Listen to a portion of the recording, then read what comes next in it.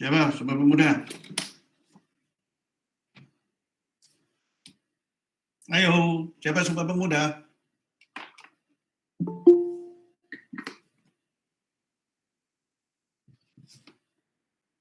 JM, siapa ketua kelas nih supaya diberitahu. Saya Sumpah Pemuda, Pak.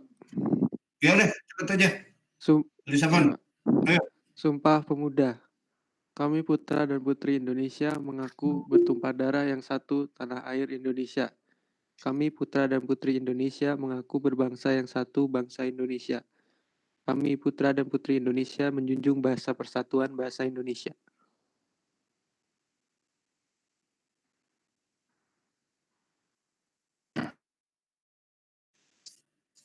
Berdoa. Sebelum kita memulai pelajaran, iya Pak, sebelum kita memulai pelajaran pada hari ini, berdoa menurut kepercayaan dan keyakinan masing-masing, berdoa dipersilahkan.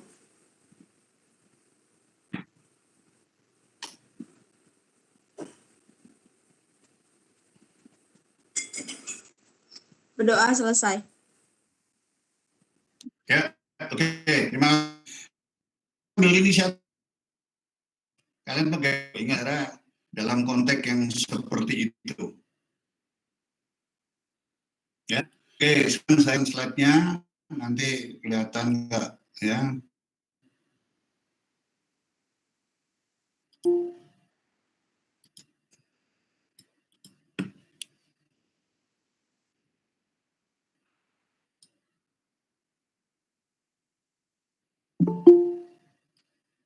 Kelihatan enggak slide-nya? Terlihat Pak. Ya, oke.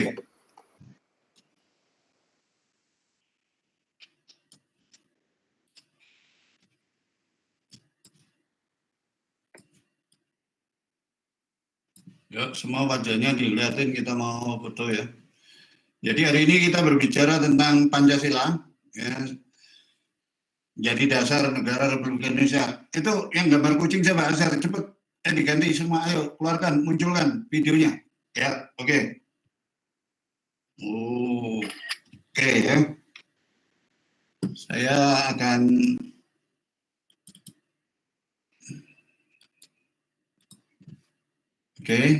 ya.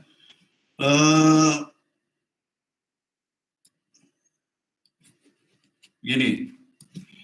Kali ini adalah alasan Pancasila mengapa menjadi dasar negara Republik Indonesia. Persoalannya sederhana, ya, alasan, ya. Tapi di samping itu, jadi diharapkan bahwa kalian menguasai tentang konsep keberadaan negara, tujuan negara, urgensi keberadaan dasar negara.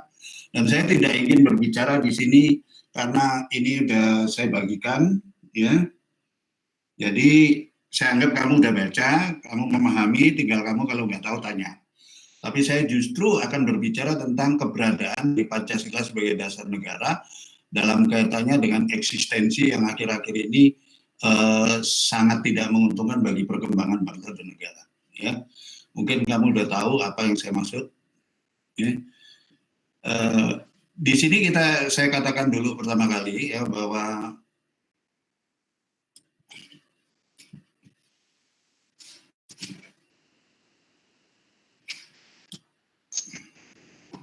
Pancasila dasar negara. Konsep negara adalah suatu organisasi lembaga terdiri dari kelompok masyarakat yang terdiri dari sekumpulan orang.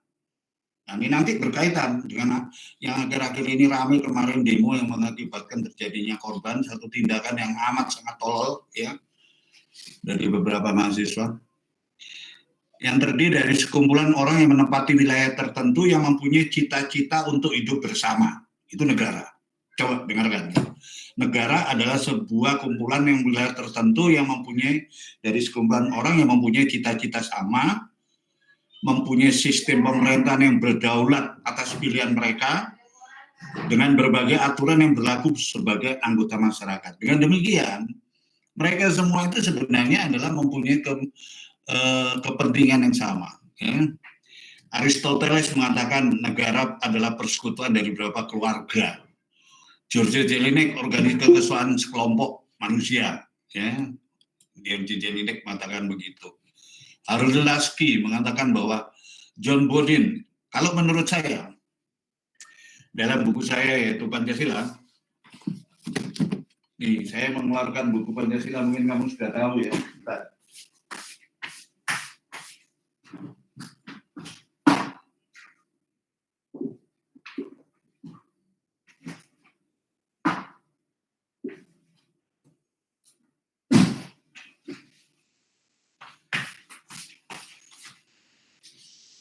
Nih, ini adalah buku karangan saya, ya. Lihat nggak? Ya, lihat ya. Ya, ini, ya.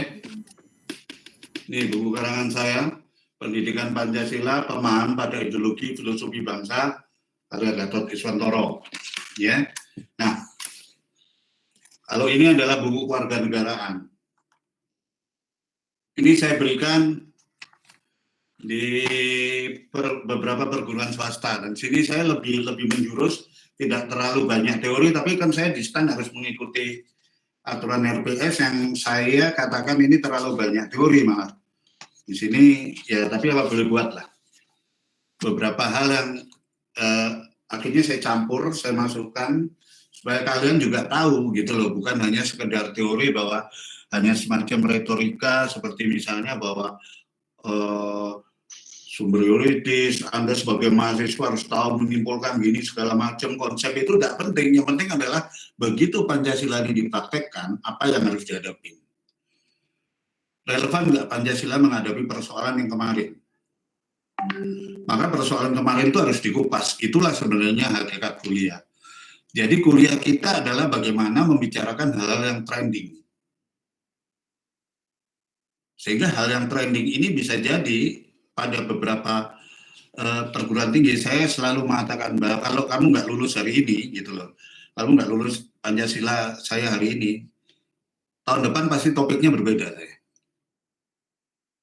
Jadi kalau di STAN kan statis sama terus, nah itu saya nggak begitu suka. Makanya saya selalu mengadakan perubahan, dan saya selalu bilang kepada ketua jurusan pajak atau apa, saya ngajarnya tidak terlalu baku pada RPS, tapi saya harus melempar keluar hal-hal yang trendy yang bisa saya keluarkan setiap saat dalam ujian.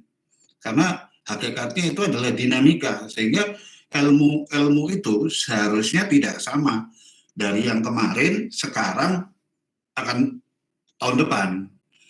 Sekarang kamu mengalami suatu situasi di mana ada yang namanya Omnibus Law. Iya kan? Di sini harus dikupas. Kalian segera mempelajari Pancasila juga harus paham. Tahun kemarin orang mengalami apa? Yang namanya pilkada, pilpres. Berarti kasusnya kan beda-beda. Bagaimana ada demo pilpres yang demikian rupa. Jadi kalau kemarin, andai kata kemarin ada yang saya ajar Pancasila, saya akan mengupas juga, apalagi kewarganegaraan, tentang tragedi bagaimana pilpres demikian di Indonesia sudah menyimpang dari nilai-nilai. Dulu juga dikejar, versinya saya beda. Dulu yang saya perjuangan sudah jelas konsepnya, yaitu adalah pelanggaran yang dilakukan oleh Soeharto dan gamblang. Bangun, dia menekan rakyat, dia menciptakan stigma tentang G30S. Itu gampang orang itu udah. Kalau sekarang saya menjarah, saya tidak dulu. Tak menjarah, tapi dia nggak ngerti apa yang jadi sasaran. Itu para Demokrat ditangkap, ditanya, dia tidak tahu. Kamu tidak akan itu. Mereka minta maaf, lah kan kalau dulu nggak ada, saya nggak ada. Saya tangkap di saya minta maaf. Apa sasaran saya waktu itu. Tapi sekarang mereka tidak tahu, mereka cuma dapat sobekan, petilan-petilan. Nanti saya akan terangkan dengan detail mengapa ini bisa terjadi. Saya karena suatu kesepakatan manusia yang memiliki tatanan aturan tertentu taati dan bersanksi dalam kebersamaan untuk tujuan bersama di situ. Jadi kalau kamu nggak setuju, ya sudah jangan jadi orang Indonesia. Negara. Kalau saya tulis, saya nggak Aristoteles. Saya harus punya sendiri dalam buku saya. Silakan diuji. Betul. Ikatan kesan. Kita ada. Kemudian dari yang tatanan aturan tertentu, mereka itu terdiri dari suku memiliki aturan adat tersendiri. Adatnya orang Aceh berbeda, adat Batak berbeda dengan adat Sumbar, adat Sumbar berbeda dengan adat Sumatera Selatan, dengan Sunda, Jawa. Mereka ya, tatanan negara yang harus ditaati dan bersanksi. Artinya, kalau Anda melanggar aturan yang telah ditetapkan dalam kesepakatan itu, berarti melanggar, Anda dihukum. Tujuannya apa? Kita bersepakat untuk mencapai tujuan bersama dalam kesejahteraan. Coba Anda lihat dari Aristoteles yang dekat, adalah persekutuan dari beberapa keluarga desa yang aktif mandiri oleh kehidupan yang sebaiknya. Oke, mengerti kesejahteraan ya. Dari manusia yang satu wilayah tertentu, terlalu sederhana. Kemudian ada satu persekutuan keluarga, mereka bertitik dari keluarga. Mana mungkin dari keluarga kalau itu Batak ini itu ini di mana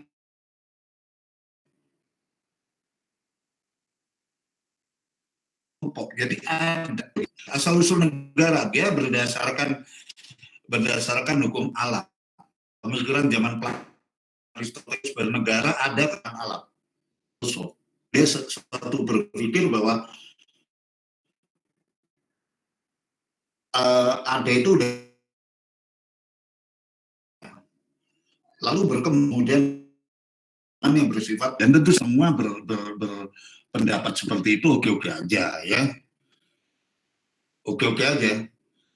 Nah, jadi saya berpikir dari Pak Jenbudin bahwa kenapa negara itu punya aturan ya, teori perjanjian atau teori ketuhanan. Ini tokoh pemuka agama bahwa seorang pemuka agama selalu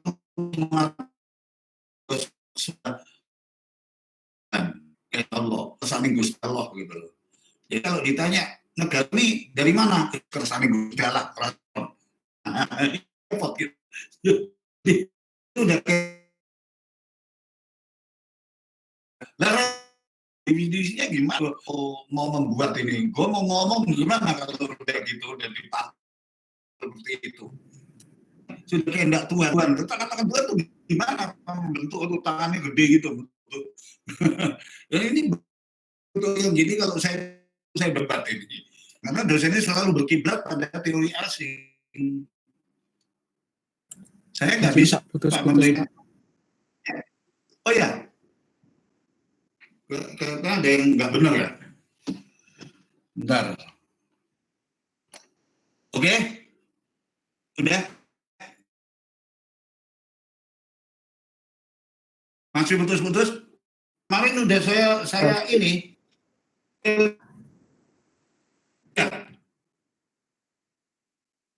Sudah tidak, Pak? Masih sedikit sih, Pak. Dikit ya. Jadi saya nanya. Kemudian ada teori perjanjian yang mengatakan sekelompok orang kumpul dan oke, bisa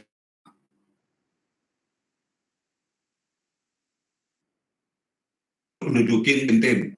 Tapi jangan lupa tim negara berarti kita menjajah sebenarnya dulu. Ini suatu aja. Jadi dia ingin nanti dalam pemerintahan dia tercatat bahwa Indonesia negaranya bertambah.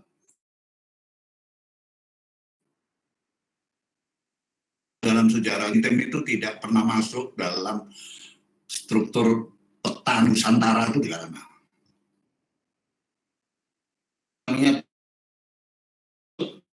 Daerah Portugal jajahan, masuk jajahan Belanda, ya negara kecil gitu. Itu pun kering sebenarnya. Sebenarnya yang namanya tim-tim itu rugi, lepas dari Indonesia dia rugi. Dan terbukti sekarang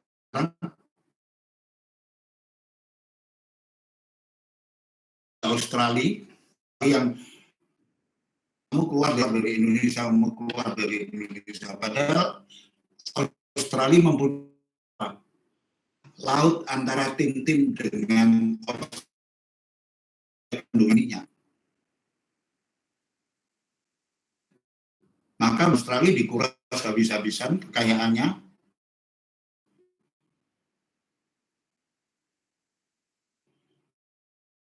Indonesia dibunin. Berpikir minyak itu belum kita eksplorasi kok minyak itu. Kita membangun infrastruktur perkantoran kita bangun, rumah sakit kita bangun, rumah kita bangun, jalan-jalan dibangun. Saya pernah ke tim-tim itu.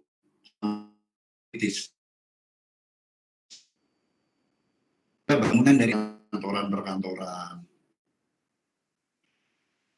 Kamu baca di koran, jurnal-jurnal internet. Ya, jadi Australia yang ketawa aja, itu dalam watak kolonialisme yang berapa kali saya nulis kan. Watak kolonialisme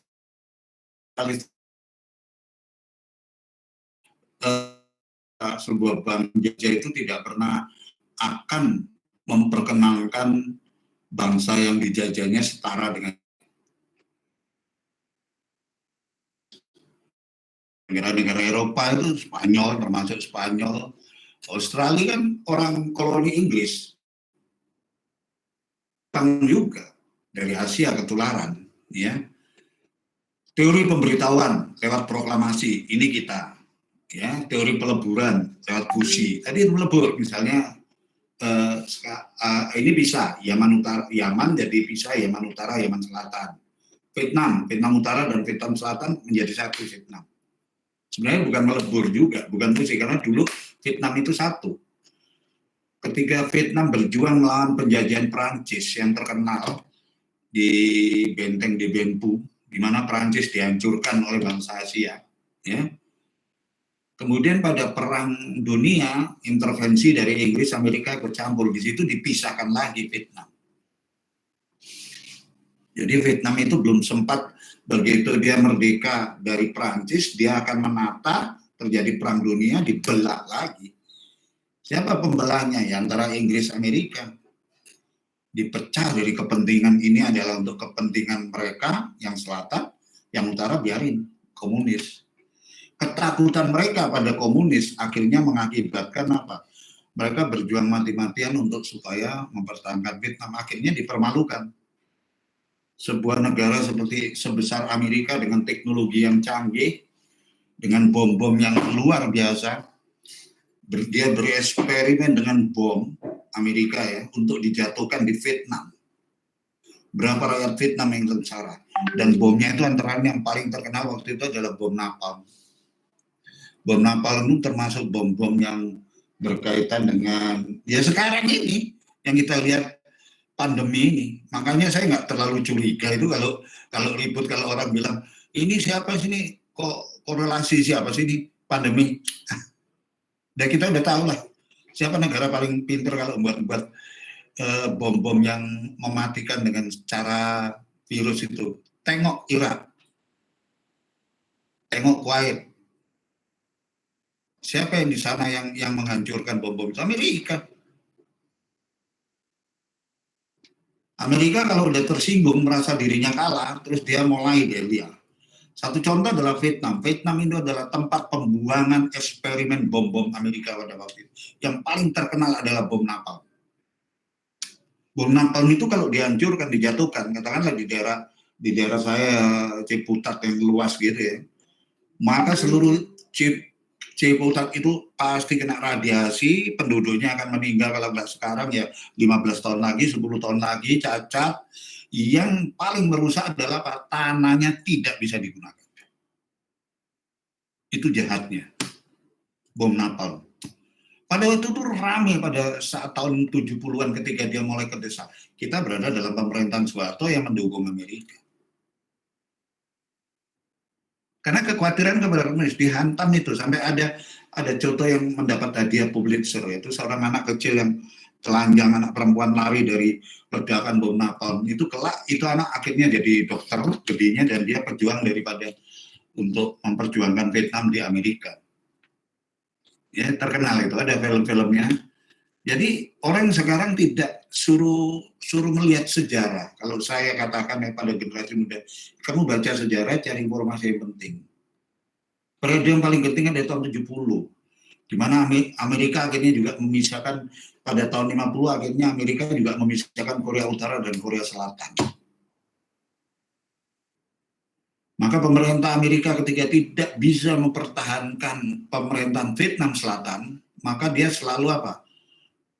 Menjaga betul-betul. Itu semua diintervensi. Kamboja, Laos, segala macam ya.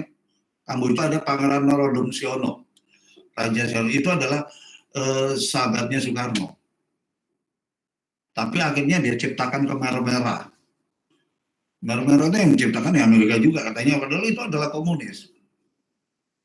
Untuk supaya kacau, chaos, supaya gampang apa? Dengan adanya Khmer Merah maka ada alasan Amerika masuk. Akhirnya Pangeran Norodom Sihanouk terusir. Yang tadinya Norodom Sihanouk berhadapan dengan Kyaw Sampan, tokoh-tokoh merah. Karena dianggap, wah ini kita nggak ingin jadi komunis, gini, kita akan melawan, berantem. Amerika masuk intervensi. Tapi begitu Norodom tahu, oh sebenarnya gue dikerjain sama Amerika. Ketakutan obsesi Amerika terhadap komunis juga melanda Indonesia. Karena pada waktu itu tahun 70-an dia selalu berteori dengan peristiwa tahun 65, peristiwa dia mulai kedesak, peristiwa mulai ada kebangkitan Cina. Ya, Cina waktu itu belum masuk PBB. Justru tahun 70-an akhirnya Cina berjuang masuk PBB adalah karena Indonesia. Ya karena waktu itu konglomerat Cina itu ya banyak dekat dengan Soeharto. Ada kasak-kusuk udah masukin aja Cina, ya. Dengan harapan gini, tapi di lain pihak waktu itu cara berpikirnya Amerika adalah jangan sampai negara-negara Asia ini kena paham komunis jangka panjang. Ceritanya Amerika itu sudah ngayal terlalu jauh bahwa kelak ini nanti di situ akan banyak negara komunis. Laos jadi komunis, Kamboja jadi komunis, Thailand juga bisa jadi komunis, Malaysia, Indonesia udah jadi komunis. Kemudian lagi mana lagi Jawa, Burma. Yang terjadi apa? Saya bilang ngomong kosong gitu. Itulah cara berpikirnya kolonialisme Amerika Serikat. Sekarang kalau kamu tahu yang namanya Cina itu apa negara komunis, itu mereka adalah negara kapitalis sekarang Cina itu. Cina itu adalah kapitalis yang sosialis atau sosialis yang kapitalis. Bagaimana mungkin bisa terjadi sosialis kapitalis? Cara berpikirnya ada kamu nggak akan menemukan cara hidup gaya komunis di Cina sekarang. Di Hong Kong kamu nggak akan menemukan gaya hidup Vietnam. Investasi kita di Vietnam, banyak pengusaha-pengusaha kita yang pindah ke Saigon, Vietnam Selatan, ibu kota saya, yang disebut dengan Ho Chi Minh City. Coba. Dan apa yang terjadi? Vietnam sudah bergerak juga menuju, tidak ada kamu menjumpai gaya hidup ala komunis di sana, tidak ada. Yang menjadi adalah komunis itu secara ideologis sudah mati di sana, sudah tidak akan bisa berkembang. Soviet, lebih-lebih Soviet. Kalau kamu mendapat kesempatan pergi ke Soviet, kamu pergi ke sana, kamu akan menemukan kehidupan yang bergaya kapitalis. Ya, mereka hanya berbicara dalam wacana idealis itu, idealis negara pada tataran di atas, tapi selanjutnya dalam kehidupan masyarakatnya tidak. Perdana Menteri Cina selalu berteriak-teriak bahwa kita adalah negara komunis, betul, tapi dalam kehidupan masyarakatnya tidak ada yang namanya seperti dulu zaman tirai bambu. Rakyat harus makan bersama, harus dapat bersama. Tidak, siapa bilang? Konglomerat Jongma dari Cina. Benar nggak? Yang menciptakan komputer segala macam itu banyak dari Cina coba. Nggak pernah ada itu dalam sebuah negara komunis kemudian ada orang kaya gitu, nggak ada. Dan sekarang tuh muncul. Lalu yang bodoh lagi di Indonesia, kenapa kok masih takut sama komunis yang kita sendiri masih tertate-tate gini berjuang. Itu adalah dengungan, jeritan orang-orang yang putus asa. Komunis itu sebenarnya nggak ada, sudah saya katakan. Akan sulit kamu menemukan gaya hidup komunis itu adalah apa? Coba cirinya. Hidup bersama, kepemilikan bersama. Lu nggak boleh berlebihan punya. Oke? Apalagi punya mobil sampai 3-4 kelas, nggak boleh. Nggak boleh kayak kamu kaya gitu. Kamu pendidikan terbatas. Harus semua atas izin negara. Itu ciri hidup komunis. Sekarang saya tanya sama kalian sebagai generasi muda, mungkin nggak Indonesia akan menuju ke situ? Berarti kamu nggak ada itu stand, enak aja. Jadi nggak ada. Ini lucu gitu loh, ada orang teriak-teriak. Saya coba diam aja, ada tanya, gimana Pak Gatot ini? Itu orang frustasi, itu orang putus asa, biarin aja dia ngomong. Kenapa yang mereka yang ingin demo tentang komunis itu, saya pertama kali tanya apa? Lu dapat bendera dari mana itu? Bendera komunis. Ya? Kamu demo tuh dapat bendera komunis dari mana? Kok kamu tahu ulang tahunnya komunis? Kamu kibarin, kamu bakar, kamu yang buat sendiri coba. Kalau emang ada komunis, tangkap aja. Nggak ada. Nggak bakal ada dan nggak ada terbesit sedikit pun masyarakat Indonesia untuk berjuang. Yang dulu aja ketika masih zamannya ada PKI, kita hidupnya nggak gitu. Nggak seperti di negara komunis. Apalagi sekarang dengan awas bangkit, awas ada kebangkitan PKI, maka negara kita akan berubah jadi komunis, negara kita akan dijajah sama Cina.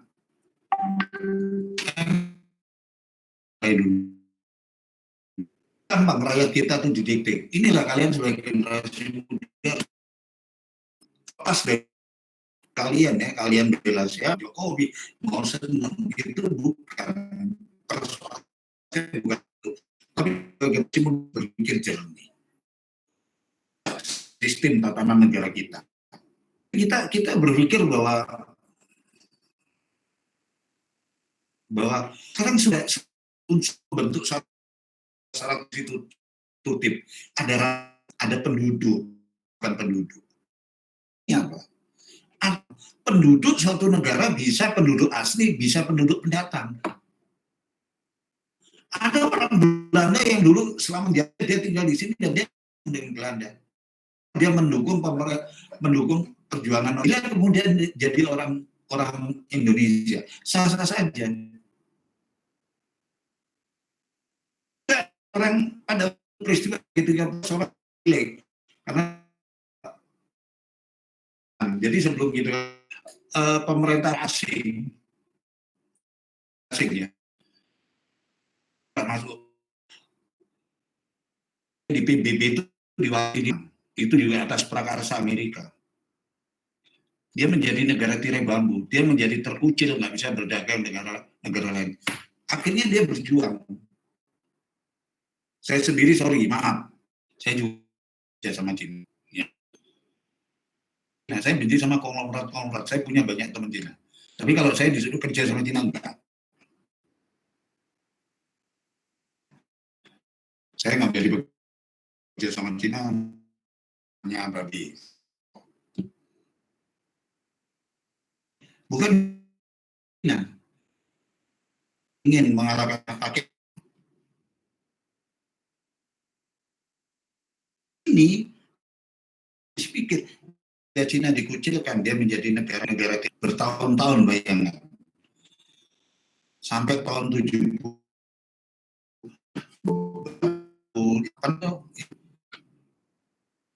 berpikirnya sederhana aja. Dia ketika dia menjadi eksperimen, kerjanya apa? Meningkatkan teknologi itu, dia masuk PBB, udah langsung melesat. Di Amerika dilewati di Asia adalah Jepang. Jepang kaget menyelip menyalip itu aja sudah menjadi yang luar biasa. Udah gitu negara Arab, negara kelibas semua. Amerika adalah suatu negara yang nggak mau dikalahkan. Apapun yang mau ke Amerika pasti presidennya meninggal. Mesir, Anwar Sadat. Malaysia suka lagi mengganggu proses dalam bisnis mereka di Timur Tengah, bahkan Timur Tengah sama Amerika. Intinya ingin menguasai apa? Minang. PAM ini dibangun dari Rusia ke Afghanistan. Afghanistan diisukan bahwa nanti akan si Soviet akan mendekat, padahal enggak kerjasama, suka. Satu-satunya negara Arab sekarang yang melawan Amerika adalah siapa? Iran. Iran adalah pusatnya Syiah. Saudi Arabia ada udah baik lain. Uni Emirat Arab sebentar lagi sementara jadi korban. Konsistennya sementara di Indonesia dihukum. Ketika demo teriak-teriak, saya mendukung ini, bebaskan Palestina, bla bla bla. Mereka teriak kalau perlu semua 2 juta atau apa, wah ayo tegakkan Islami, khilafah dan sebagainya, itu adalah TI. Tapi coba tanya, bikin pendaftaran, ayo siapa yang berani ke Palestina untuk Palestina lawan Israel, satu pun nggak ada yang jawab. Kalau kamu jihad, ya udah jihad aja ke sana. Jihad hanya teriak dari sini. Justru sekarang tetap bantu Uni Emirat Arab mengadakan hubungan kerjasama, sekarang sudah pada ada tingkat duta. Uni Emirat Arab pernah ke sini, tapi Jokowi bilang saya tetap membela Palestina. Siapa yang berani ngomong? Siapa yang berani ngomong gitu? Sekarang Saudi Arabia, Amerika, Saudi Arabia, mereka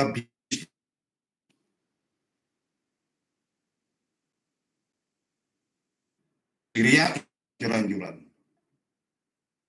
Kuwait sendiri dan jangka itu mereka udah bisnis.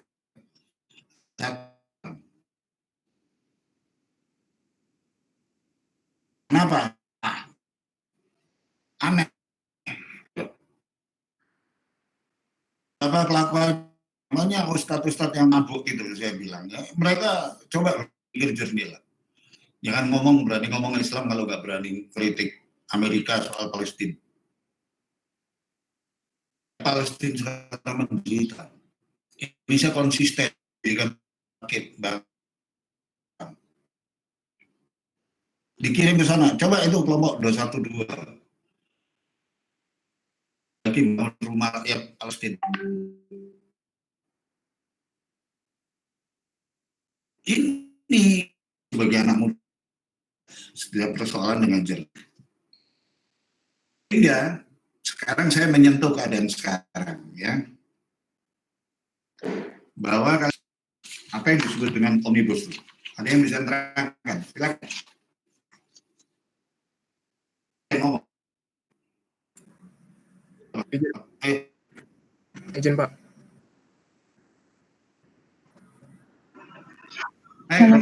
Silakan. Jadi kalau dari yang saya amati mengenai Omnibus Law ini sebenarnya UU-nya ingin lebih mempermudah setiap setiap aspek perizinan dan meregulasi hal-hal yang sulit Pak untuk UU ini. Dan sebenarnya dari yang saya lihat untuk berbagai isu-isu yang beredar mengenai UU ini yang meniadakan beberapa hak untuk para pekerja itu sebenarnya ada diatur, dan juga untuk beberapa pasal yang katanya dihilangkan sebenarnya masih berlaku juga untuk UU dari yang sebelumnya Pak gitu Pak. Dan sebenarnya UU Omnibus Law ini sangat bagus gitu kalau saya lihat, karena ini seperti menyempurnakan UU yang sebelumnya gitu Pak. Ada lagi? Izin Pak. Ya, Rara, ayo silakan. Kalau ditanya tentang Omnibus Law, setahu saya Omnibus Law itu penyederhanaan undang-undang Pak. Jadi misalnya seperti Omnibus Law perpajakan. Ini contoh ya Pak. Nah itu kayak penyederhanaan dari berbagai UU menjadi satu UU gitu Pak. Nah makanya Omnibus Law itu banyak, nggak cuman tentang yang cipta kerja itu. Kalau yang ditanya Omnibus Law ya Pak, saya tahunya cuma itu. Ya, ada lagi yang lain?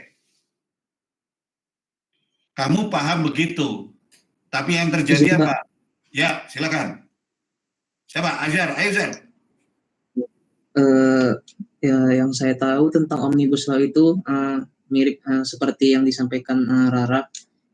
Itu adalah sebenarnya bukan penyederhanaan, tapi lebih ke penggabungan dari yang sampai saat ini 79 undang-undang yang akan dijadikan hukum. Jadi singkatnya menggabungkan 79 undang-undang itu ke dalam satu naskah. Makanya sampai naskahnya terakhir yang beredar itu sampai 1000 halaman. Ya.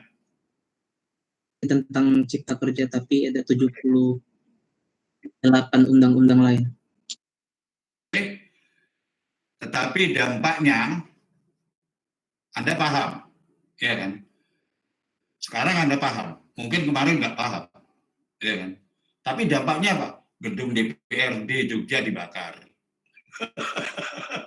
Malioboro dirusak, maka bangunan di Jakarta beberapa toko dijarah hancur.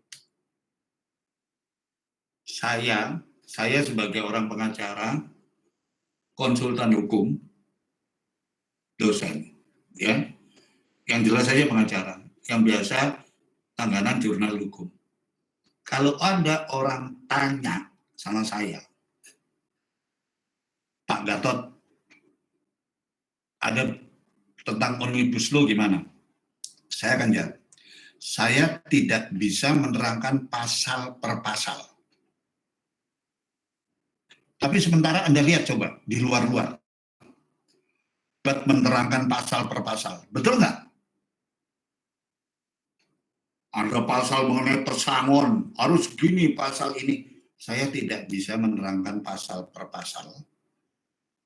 Mendapat catatan yang saya peroleh. Ini adalah catatan sementara daripada Omnibus Law.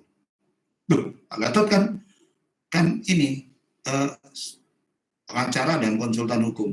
Jangankan saya, gubernur aja nggak ada yang punya. Jadi, draft undang-undang itu belum ada yang beredar. Okay. Setiap draft yang beredar itu harus ada kop, seknek, lambang burung Garuda. Kira-kira tebelnya segini Mas, ya segini, belum beredar. Jadi kalau ada mahasiswa yang mengatakan ini undang-undang tentang ini gini, saya tanya dari mana lu dapat? Itu yang beredar di medsos ini tentang ketenagakerjaan, tentang pesangon, tentang larangan cuti, betul nggak? Ada nggak itu yang beredar? Banyak kan? Itu kan sudah menyangkut pasal per pasal. Pertanyaan saya, dari mana lo dapat? Gue aja yang konsultan hukum dan pengacara belum dapat. Lu bukan tanya gue, tanya sama si Hotma. Hakim aja juga belum tentu dapat.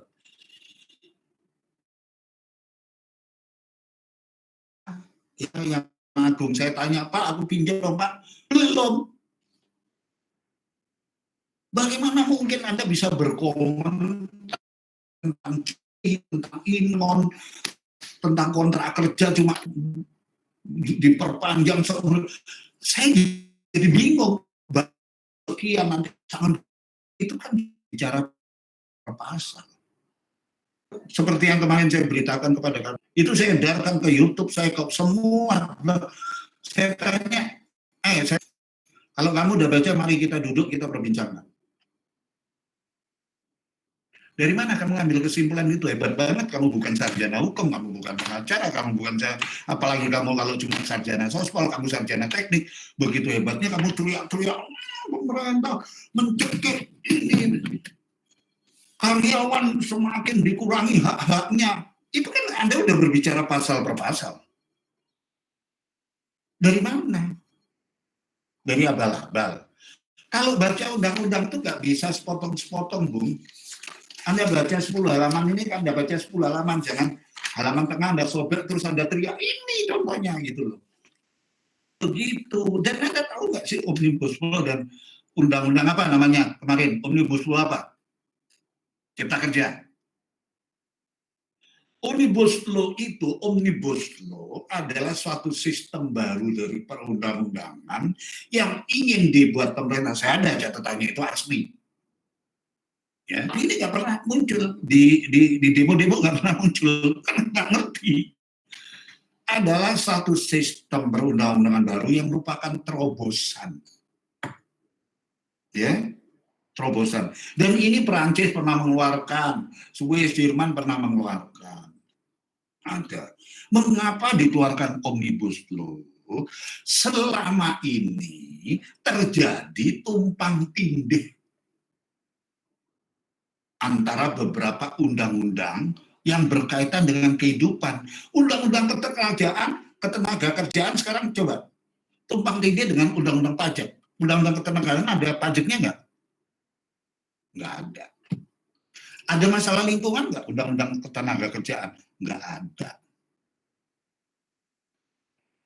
Undang-undang tenaga kerja, pajak, lingkungan, kesejahteraan, semua dibuat masing-masing, dan terjadi tumpang tindih dalam peristilahan.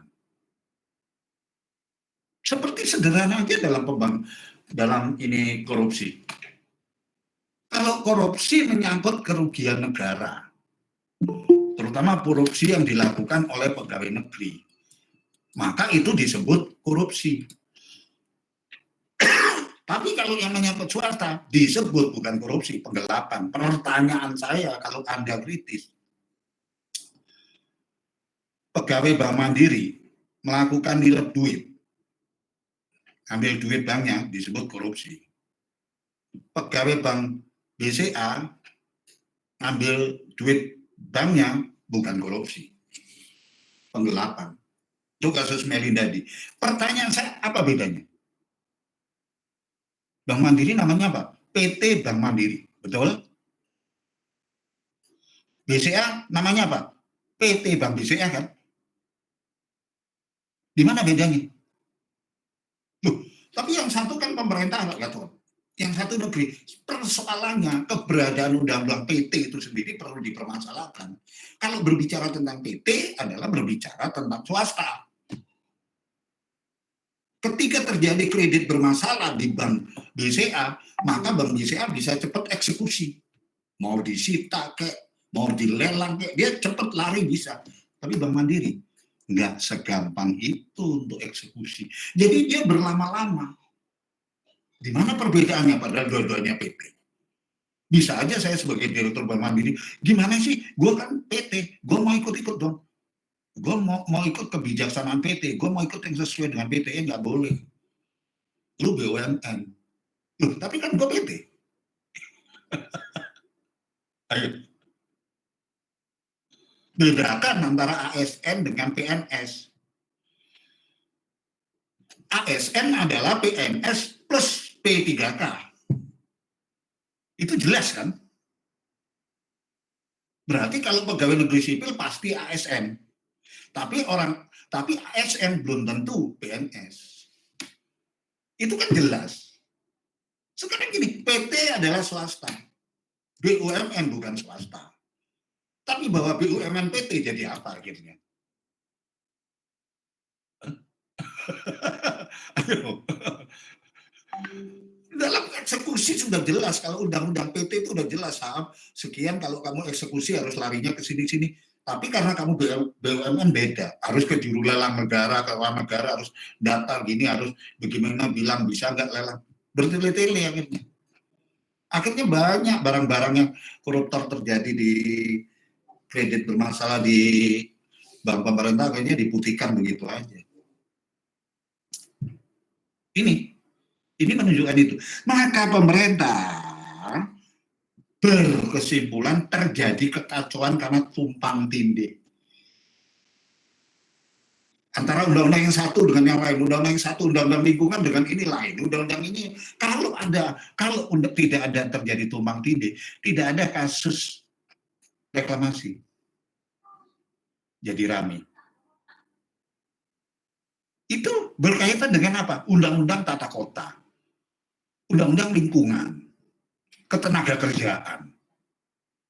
Dan tidak akan terjadi kacau kalau ada investor, misalnya Cina. Cina datang ke Morowali dengan 500 orang tenaga. Kerja Cina masa kerja gitu aja, dia untuk bangun smelter. Alah, bangun smelter itu tukang semen kita banyak kok. Pekerja kasar kita banyak kok di Indonesia.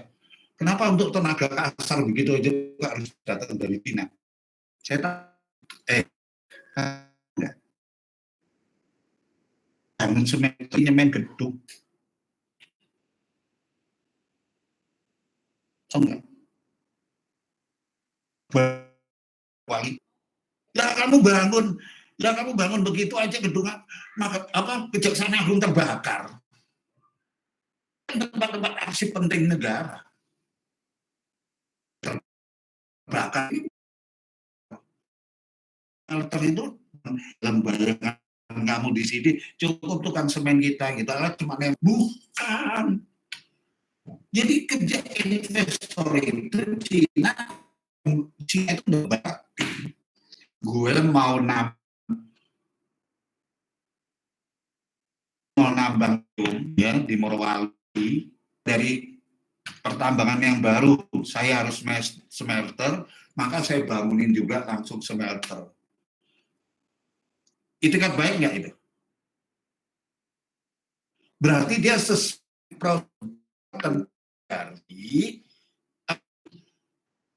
tentang minerba yang baru, peraturan pemerintah nomor 17 yang mengatakan bahwa setiap investor baru di bidang minerba harus menggunakan izin khusus.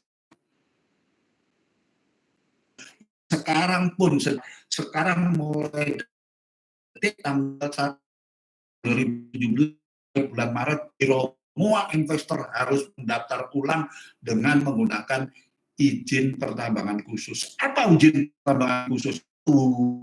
Perlu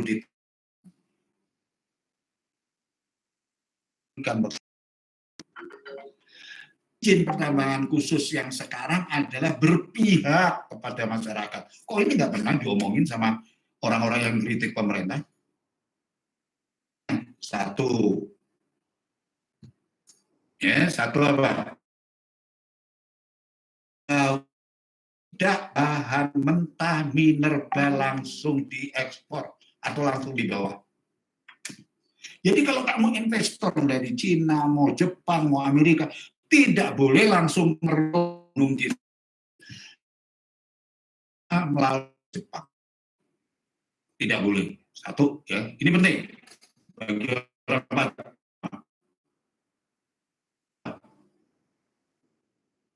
tidak boleh langsung. Harus dibangun yang namanya smelter Indonesia dan kerja Indonesia. Smelter itu adalah menyaring. Jadi mineral itu, kamu tahu dalam pertambangan itu bercampur menjadi sebuah batuan, terus masuk smelter diurai. Di sini ada emas, ada perak, ada litium, uranium, plutonium, biji besi, nikel, lithium, batu. Cuma menjadi di Amerika, seperti Freeport. Dari gunung begini dikeruk, dibawa gini sudah sampai di Amerika, nggak emas. Kita produksi emas yang terbesar di dunia.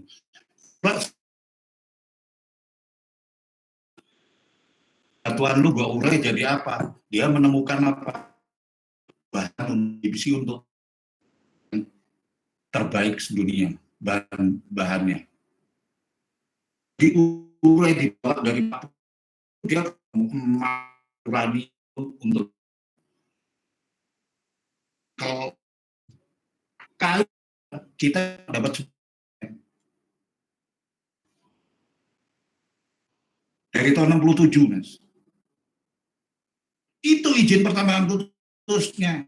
Berapa nggak buat kita? Apalagi itu di Indonesia. Jadi semua di Indonesia dibangun, nanti begitu diuraikan, begitu keluar, tidak boleh langsung diekspor, tapi diuraikan, begitu diuraikan, dipajak satu-satu. Sekarang untuk nggak kamu sebagai orang pajak? Kalau dulu Freeport pajaknya cuma satu, namanya tembaga. Kalau sekarang aspek uranium bagaimana? Untung nggak kamu sebagai orang pajak? Beda antara Mas.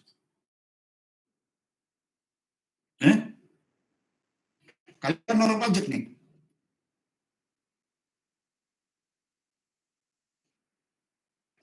Beda antara tembaga aja.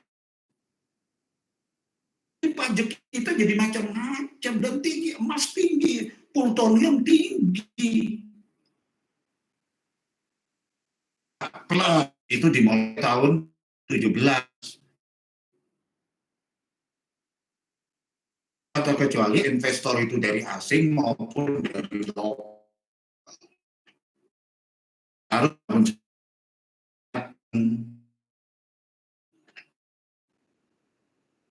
Oke, you udah baca investor akan bangun sekalian smelter di situ.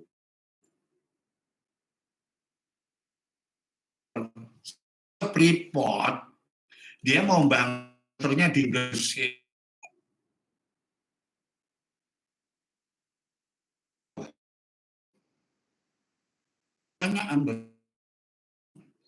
Akhirnya di vonis 21 nanti tahun 21 harus selesai.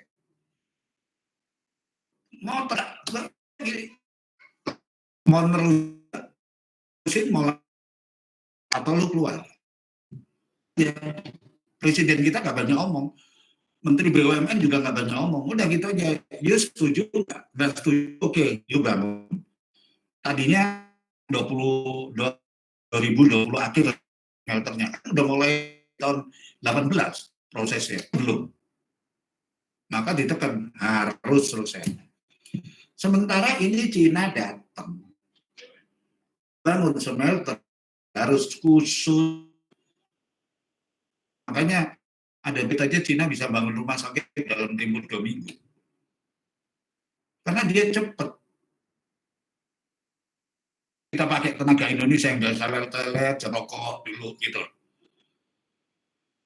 Tukang-tukang kita kan modelnya kayak gitu. Nah, nanti sholat dulu ya, sholat kebelasan gitu. Ya udah jam 2, ya udah sholat itu berapa menit kamu? Mereka enggak disiplin, harus selesai bertahap. Dan sekarang kita sedang membangun, nanti kalau itu orang Indonesia yang jalanin smelternya itu ada penerimaan bagi pegawai mereka akan dilatih smelter, terutama tenaga pertambangan kita udah banyak yang masuk ke sana. Jadi maaf saja kalau dipelihara gitu loh. pinter, ya.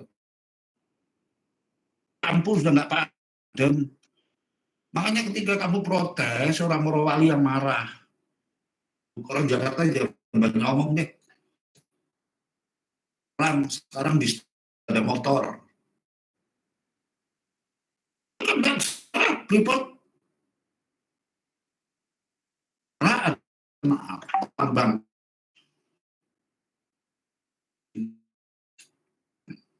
Itulah yang membuat makin marah.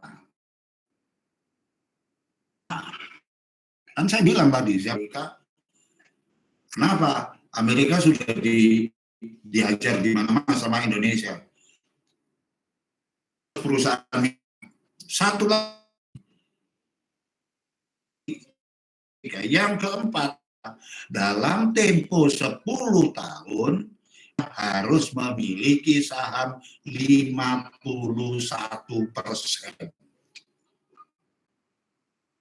Bukan gratis.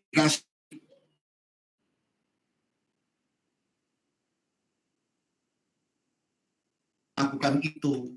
Kalau nanti 51% itu saham sudah kita pegang, berarti yang namanya Freeport punya Indonesia atau punya Indonesia. banyak. Nah, itu tujuannya. Dan itu nanti kalau di Morowali udah nggak masalah, langsung udah. Ini yang saya sendiri gitu loh, nggak berpikir panjang. Saya tahu menyebarkan itu orang-orang yang rugi, karena terhalang ekspornya. Sekarang mulai berlaku itu tahun 18 Freeport nggak bisa ekspor langsung karena harus nunggu smelter. Makelar yang urusannya memisahkan ini, yang dapat proyek ini adalah orang kami nggak dapat duit. Ditambah nanti kalau dengan udah jelas kita 51% berarti kutip dan sebagainya yang kita ini makin peluang jadi makelar, terutama di bidang terba dan batu bara juga berlaku, harus lebih lagi. Berapa orang-orang yang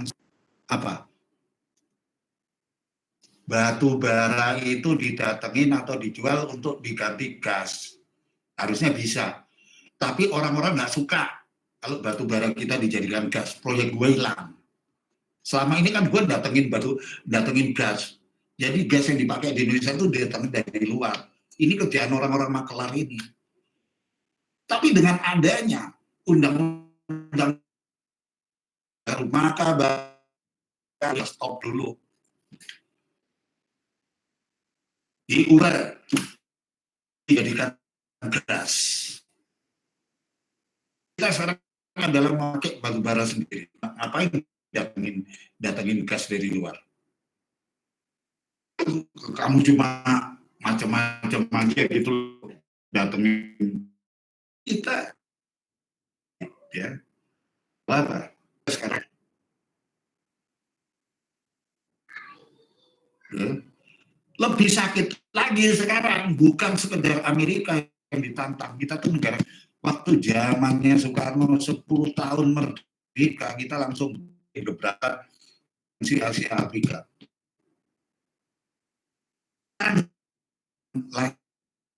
Mereka udah Amerika nggak sama, nggak mau nambang, nggak mau investasi di Indonesia, syaratnya adalah lu nggak usah masuk Indonesia.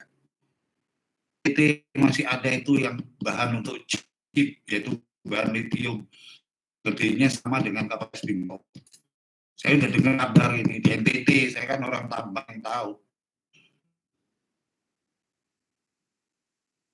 Belum di sampai bayangkan, kamu tuh kayak beruntung kamu. Berarti kita itu adalah dan itu karena zona nyamannya terganggu. Jadi sejak zaman Soeharto kita kan layak orang berduit. Sekarang kita enggak. Ini adalah Pancasila, ini berbicara Pancasila kita. Itu loh. Praktek dalam Pancasila yang menganut dengan sila-sila di atas itu berbicara dari ketuhanan yang Maha Esa itu adalah berlindung dari kita bersyukur ada kekayaan alam yang harus kita kelola. Kita harus menciptakan satu persatuan. Saya belum nyinggung. 3 tahun lagi, 4 tahun lagi, saya akan nyinggung soal NTT nanti. Minyak di sekitar Papua belum disentuh. Belum ada aktivitas, ya. Apalagi. Jadi penguburan lepas pantai dan penguburan onshore yang di darat belum disentuh. Maluku belum. Sulawesi, kita minyak masih sibuk di antara Kalimantan dan Jawa, Sumatera. Karena itu kalau kamu disuruh pilih, saya sarankan kamu pilih ke Indonesia Timur. Makmur kamu nanti. Cepat di sana.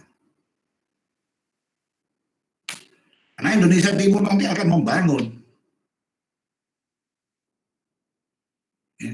Nah, kembali ke tadi, kenapa disebut Omnibus Law Cipta Kerja? Jangan keliru. Cipta Kerja itu jangan kamu analogkan semata-mata dengan Undang-Undang Tenaga Kerja. Keliru, Mas. Segini, Mas, ya, bukunya, ya, Omnibus Law itu. Saya belum dapat. Walaupun saya undang-undang di jurnal hukum belum dapat. Pasti saya dapat duluan daripada mereka yang demo nanti pasti. Ya, makanya soal per pasal. Saya sebagai orang hukum harus berbicara apa adanya. Saya nggak mau mereka apa.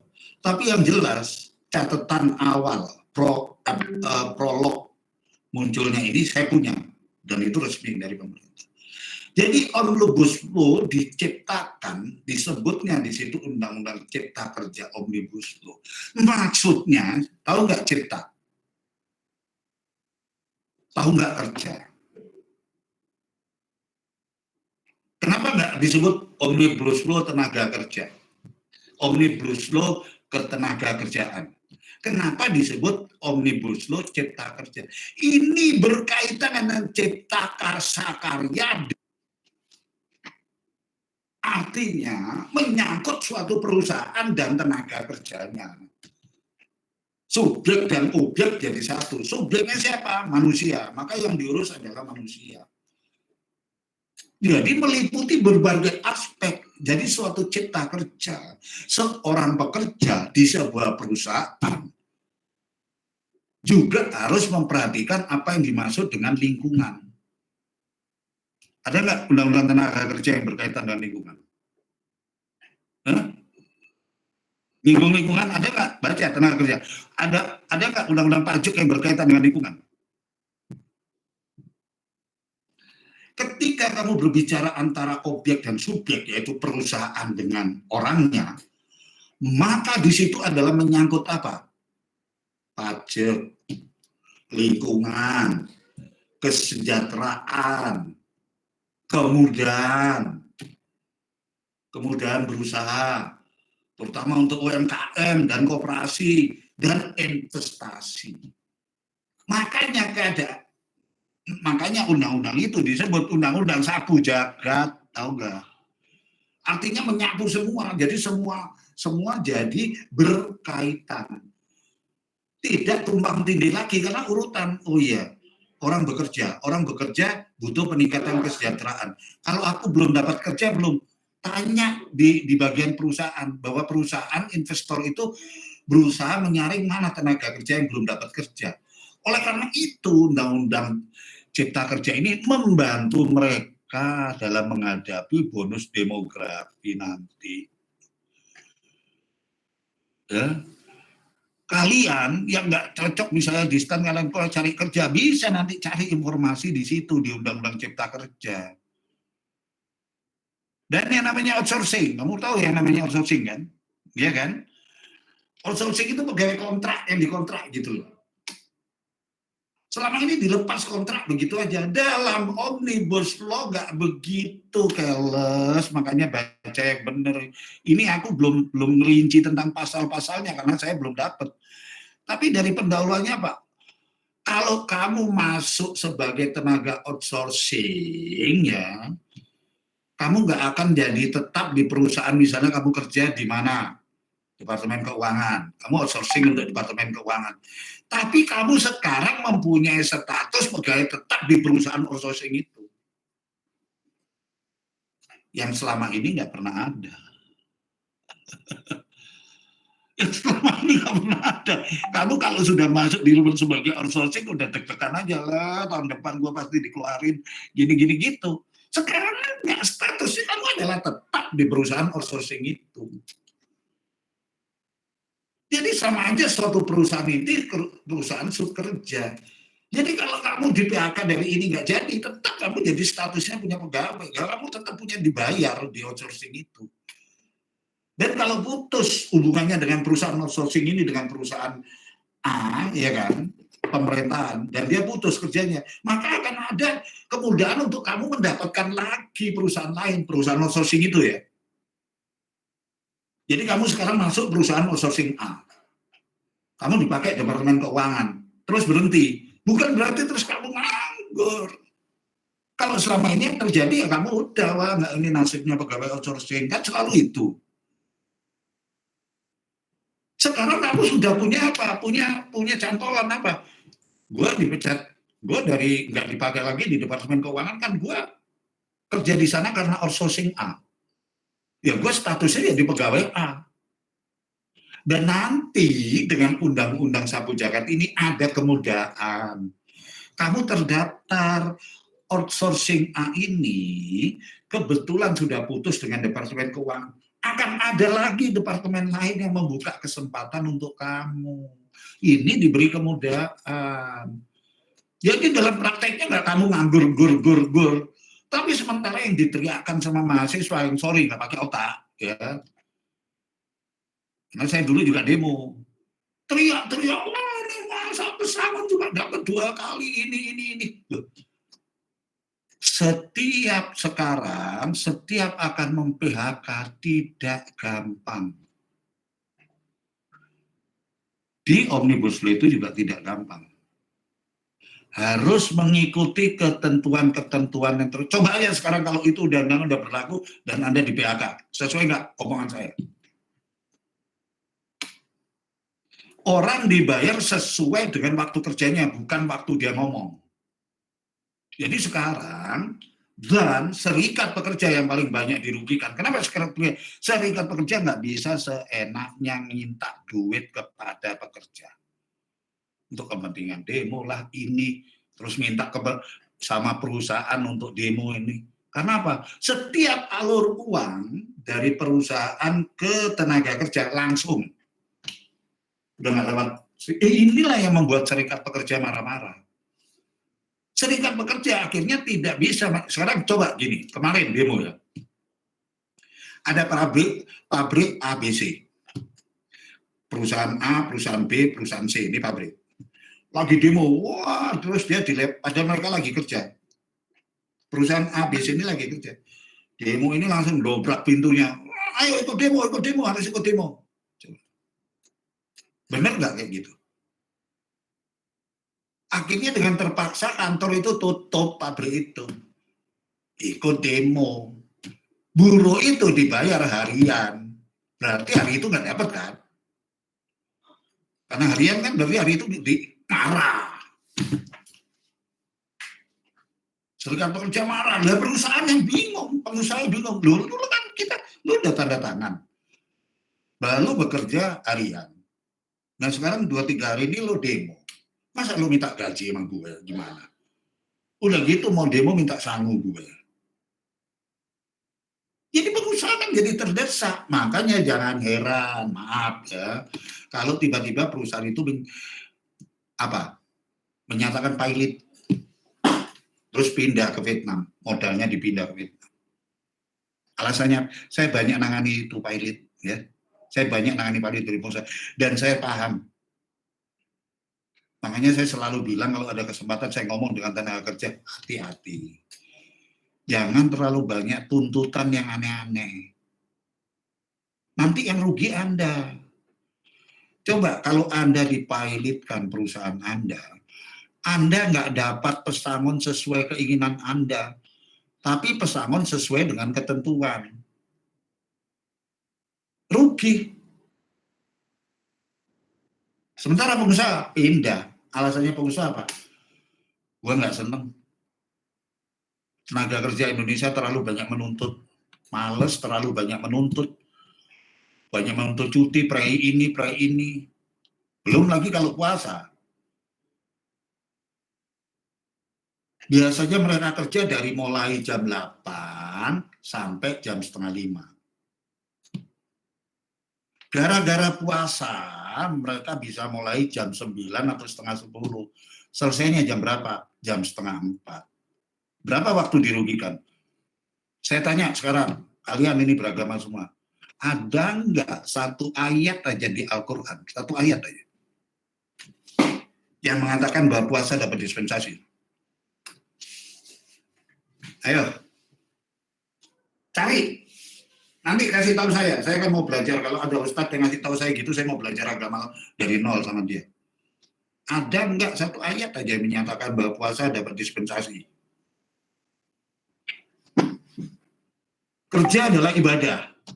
Puasa adalah ibadah. Enggak ada ibadah yang satu mengalahkan ibadah yang lain. Udah gitu kalau waktunya zuhur setengah 12 sudah alasan zuhur ke masjid. Balik-balik ke ruangan jam 2 lebih. Alasannya puasa Pak, lemes Pak, tidur di masjid. Balik ke ruangannya setengah 3, setengah 4 kan udah pulang.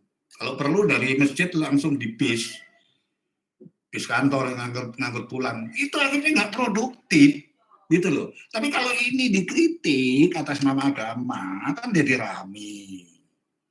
Lu nggak bergadai orang puasa. Loh, orang puasa ya puasa. Puasa, kerja, titik. Kita juga paham kok. Saya ada kata pengusaha, saya punya kantor. Itu saya juga paham kalau ada pegawai saya puasa. Kadang-kadang saya berusaha, udah kamu nggak sempat pulang, nanti buka di sini. Misalnya begitu. Nggak terus kita itu jadi beringas. Tapi ini maunya, serikat pekerja maunya ini, nggak semuanya ini. Loh, ya kok kamu yang menentukan? Selama ini yang beringas itu adalah serikat pekerja. Seperti tadi, memaksa tadi. Maka pengusaha A dan B dan C kan dirugikan. Gila. Gue mestinya hari ini menyelesaikan pesanan dari perusahaan raksasa ini.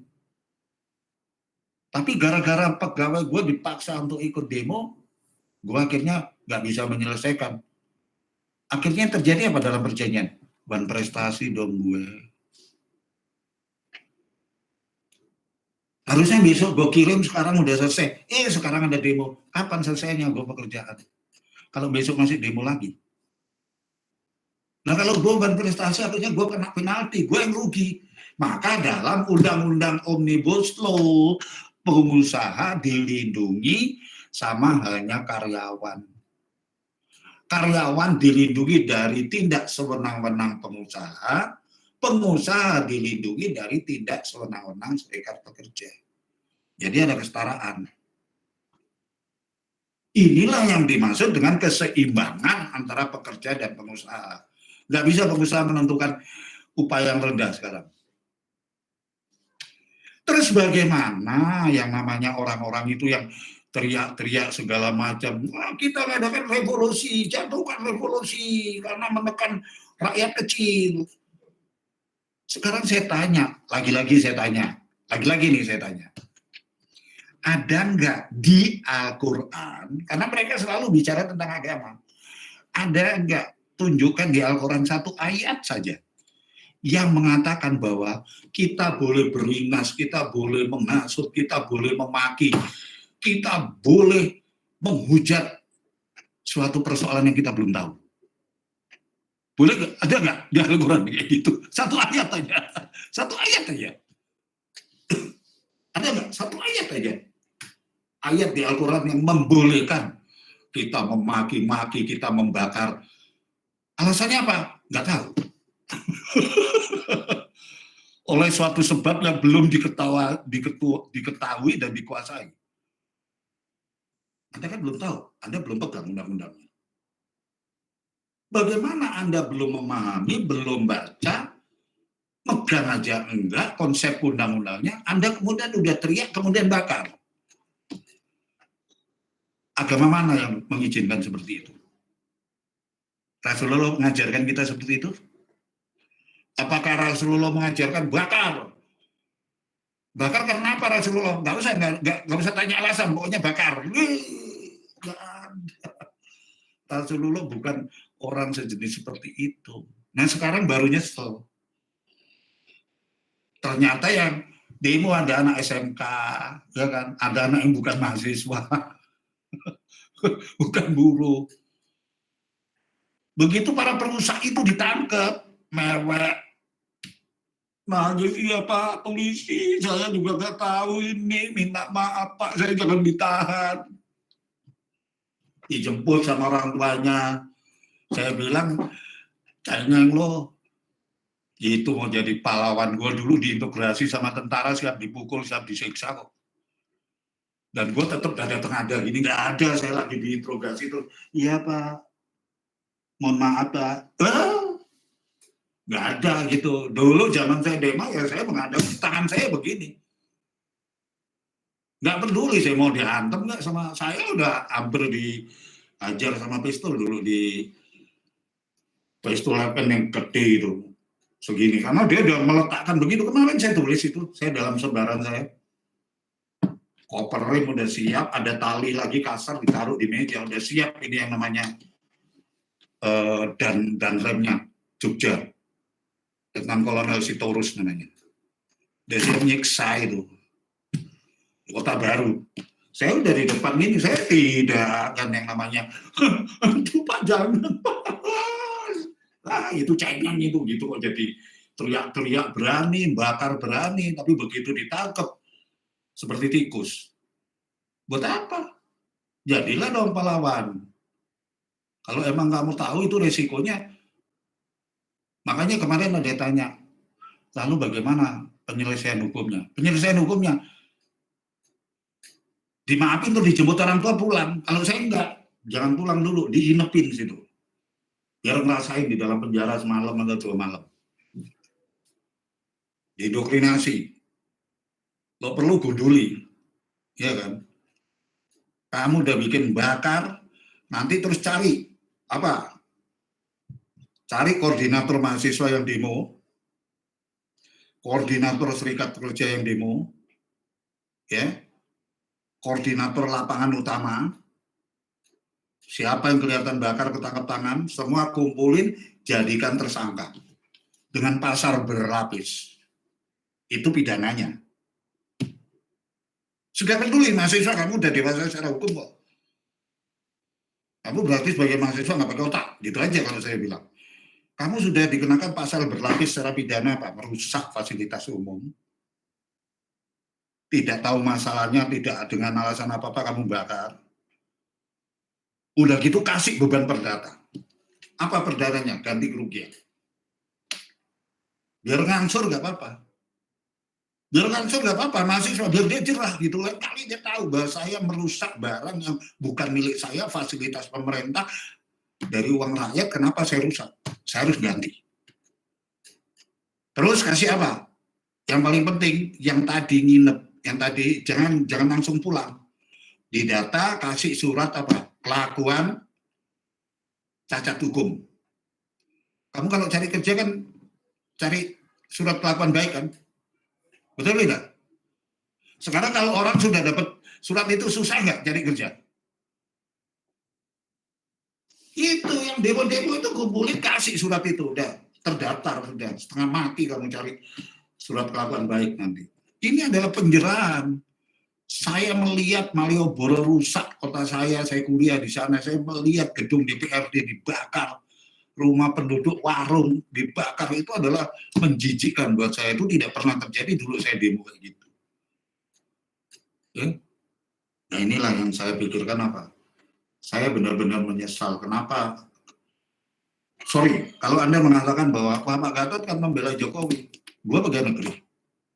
Nah, saya bukan pegawai negeri. Saya bukan orang partai, dan saya tidak diuntungkan. Saya berbicara ini tidak diuntungkan. Saya yang berbicara adalah demi bangsa dan negara saya. Apa untung saya? Saya nggak dapat pensiun. Saya nggak dapat tunjangan pegawai negeri. Saya dosen tetapnya bukan pegawai negeri. Di mana? Di mana menguntungkan saya kalau dibilang bahwa wah itu kan bela Jokowi. Enggak diuntungkan. Kecuali kalau saya pegawai negeri, saya jilat. Saya datang pengurus partai atau pengurus perkumpulan terus datang Pak Jokowi, saya kemarin bela Anda gini. Tim kampanyenya tidak. Saya bukan tim kampanye, saya bukan anggota partai, saya juga tukang kritik pemerintah. Saya bukan pegawai negeri, saya nggak dapat tunjangan, saya nggak dapat pensiun, saya bayar pajak. Dan sekarang dari situ Anda bisa ambil kesimpulan. Bisa nggak saya dianggap sebagai orangnya Jokowi? Ayo. Orangnya Jokowi yang punya pamrih. Deketin Jokowi. Saya tetap nggak mau. Saya ditawari mengatakan mau jadi dosen tetap di STAN, enggak. Dapat fasilitas gini-gini, ya. Tahu saya. Tapi tidak. Saya dari awal kan saya tidak mau jadi pegawai negeri. Saya akan mengabdi pada STAN. Tapi saya nggak perlu, saya dikasih fasilitas ini, itu. Enggak, saya tetap mengabdi, saya tetap mengajar, dan saya tetap berjuang berbicara dengan jujur. Ada nggak yang kayak gitu? Sekarang saya tanya, beasiswa aja dulu saya tolak, Mas, gitu loh. Saya beasiswanya nerusin ke ITB, Mas. Tapi karena saya harus dapat jadi pegawai negeri, saya tolak. Beasiswa aja saya tolak kok, sekarang saya. Makanya kalau ada orang katakan saya gitu, tak tuding dia kamu itu yang menjilat, gitu loh. Coba, nggak ada yang berani teman-teman saya orang kemarin yang berkomentar atas tulisan saya mengatakan bahwa, wah ini kan karena Pak Gatot ini kan orangnya Jokowi, orangnya apa? Gue nggak diuntungkan kok, enak aja loh, gitu.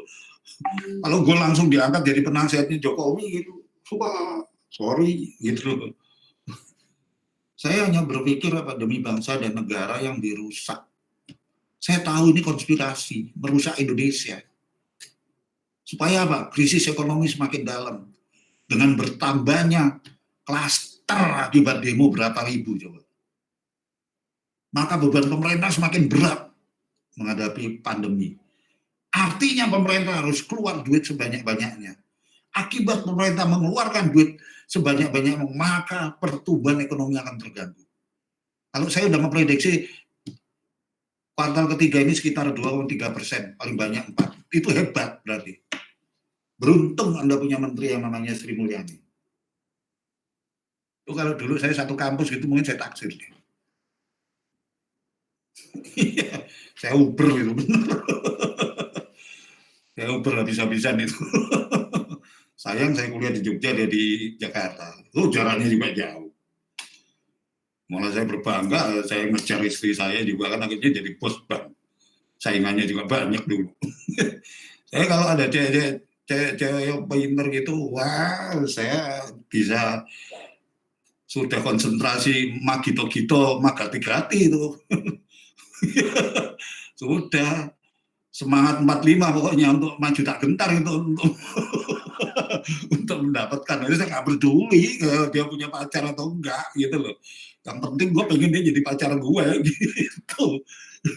Yang penting caranya fair loh. Kalau saya ditanya, kalau dulu saya pacaran ada orang punya pacar, ya kamu kok takut bersaing gitu. Kalau kamu ada punya pacar ngomong terus terang dong, gue naksir lo, gitu. Misalnya si Rara atau si siapa gitu ya kan, apa si Anissa gitu. Misalnya bilang Rara atau Sofi atau Dinda nih, gue naksir lo nih, gitu loh. Terus dia bilang, dah gimana nih? Misalnya kalau dulu kan manggilnya Mas Gatot, saya gimana nih? Aku kan punya pacar, ya baru punya pacar. Saya tahu gue lebih bagus dari pacar lo. Wah, gimana coba kayak gitu? Berjuang dong, gak bisa-bisa. Jangan mentang-mentang punya pacar. Aduh, udah deh. Kenapa lu gak deketin dia? Dia udah punya pacar. Cemen, baru punya pacar. Baru punya pacar, mundur. angkat kaki balik kanan. Kapan kamu mau maju tak gentar? Jangan ngomongnya nari maju gemeter mundur lari banter. Jadi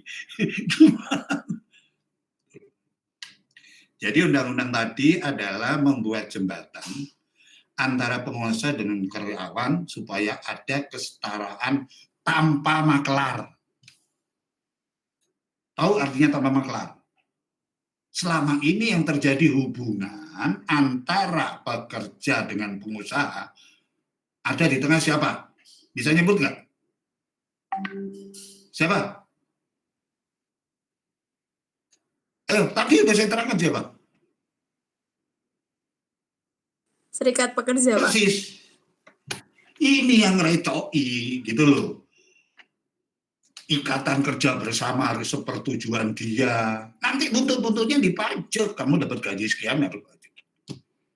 Nanti nggak ada. Semua ini mengalir dengan baik sehingga hubungan antara karyawan dan pekerja ini terbuka. Ketika ada sesuatu, karyawan sangat diperkenankan. Udah jelas itu. Di prolognya sudah jelas. Sangat diperkenankan untuk mengusulkan dan lain sebagainya. Ya ini yang bikin mangkal serikat pekerja. Lalu serikat pekerja apa kerjaannya kalau gitu?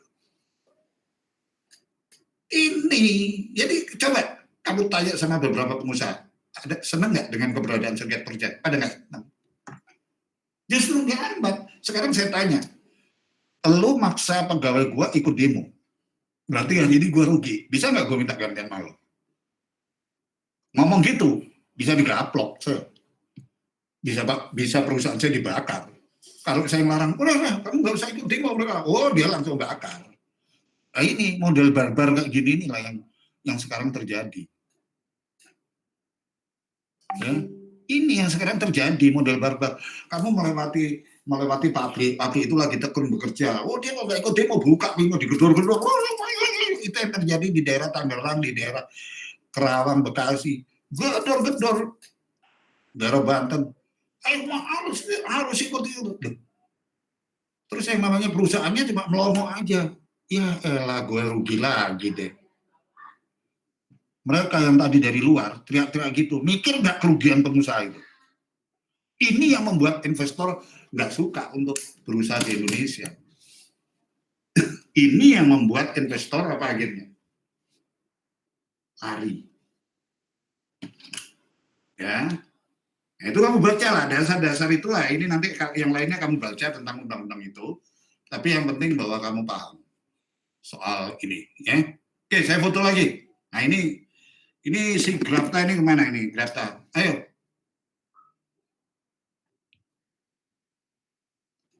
Jadi kita berpikir ya bahwa yang namanya undang-undang ketenagakerjaan ini adalah pada hakikatnya membantu, ya, membantu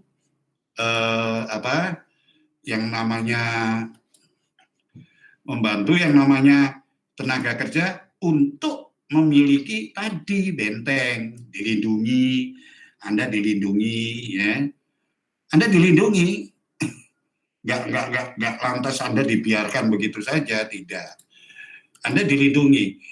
Nah, perlindungan Anda inilah yang merupakan suatu keuntungan tersendiri, ya, nggak bisa Anda bahkan boleh mengusulkan sesuatu, ya.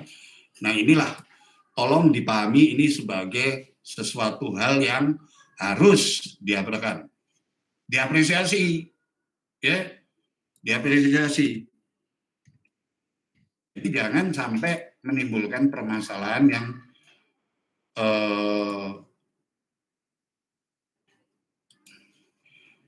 yang kalian menjadikan ini jadi suatu hal yang tidak menguntungkan, ya.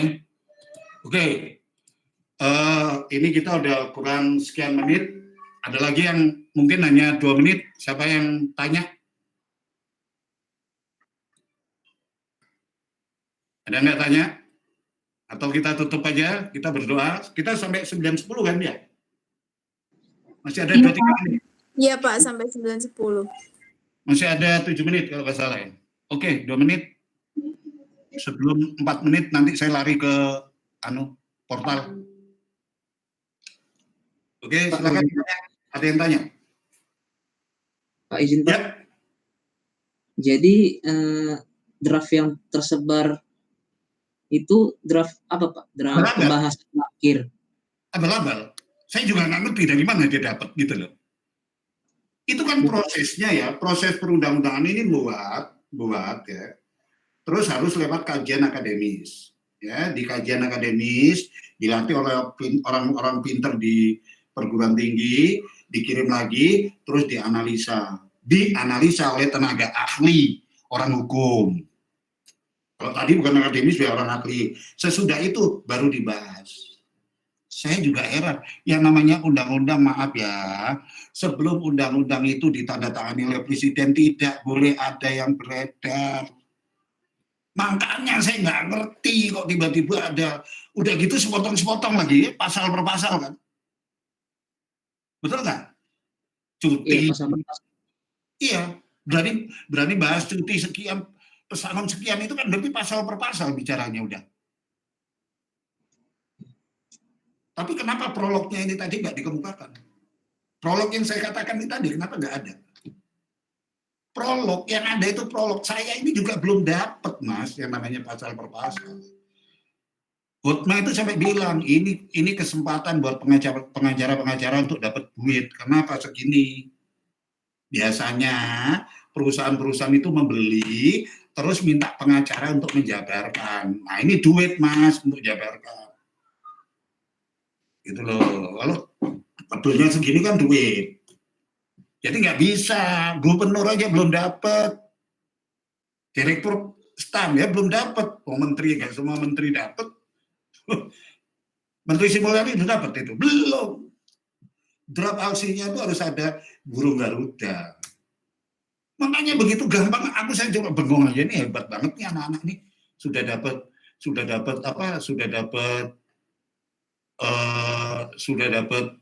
draftnya terus membicarakan gitu. Dari mana mereka? Oh, beritanya di medsos ada cuti. Ini buktinya cuti tidak boleh. Ini yang namanya ngelembur. Mestinya dapat sekian jam, ini dapat sekian jam. Ada ditulis itu. Saya pikir hebat juga ya. Kok dia udah dapat? Itu kan berarti udah berbicara pasal sekian. Pasal sekian tentang cuti tangan, cuti haid nggak boleh, cuti melahirkan ini dipotong begini. Saya pikir hebat juga ya. Gue sendiri yang orang hukum belum dapat. Ini orang entah dari mana, wartawan bisa jadi. Wartawan kan tinggal gue aja bayar. Oke, kalau saya nggak suka saya bayar aja. Lu buat aja deh pasal sekian yang isinya sekian, sebarin. Selesai. Undang-undang itu tidak boleh dibaca segitu. Kalau kamu baca sebuku ya sebuku ini. Kamu harus ngutaknya gini. Pasal sekian, halaman sekian, bunyinya gini. Terus di sampingnya kamu lihat ini buku undang-undangnya. Draft undang-undangnya. Itu sepotong-sepotong. Bagaimana mungkin terjadi seperti itu? Itu udah gitu. Orang mahasiswa intelektual, yang namanya mahasiswa kok ya nggak mikir gitu loh. Bahwa ini bener nggak sih gitu loh. Tapi kalau suruh bakar cepet mukanya beringas. Apalagi jarah. Nah ini. Jadi sorry ya. Oke, silakan berdoa. Saya nanti takut terlambat masuk. Ayo berdoa, silakan. Siapa yang berdoa? Cepet, saya buru-buru nih. Ya, Yuk. Untuk mengakhiri pertemuan hari ini, mari kita berdoa menurut agama dan kepercayaan masing-masing. Doa dimulai. Ya. Doa dicukupkan. Ya, oke. Sukses. Kalian berhasil, ya. Kalau ada pertanyaan seperti kemarin, banyak sekali teman-teman kamu yang bertanya, saya jawab. Kalau yang belum saya jawab, nanti saya akan jawab. Ya. Banyak sekali, saya senang sekali reaksi kalian. Saya tidak akan bahas slide per slide, karena slide buat saya adalah kamu pelajari. Bukan saya baca lagi gitu ya. Saya lebih baik baca suasana negara yang lain ini saya masukkan dengan situ kaitannya, ya. Oke? Oke. Selamat pagi, sukses selalu. Terima kasih Pak. Terima kasih, Pak. Terima kasih, Pak. Pak.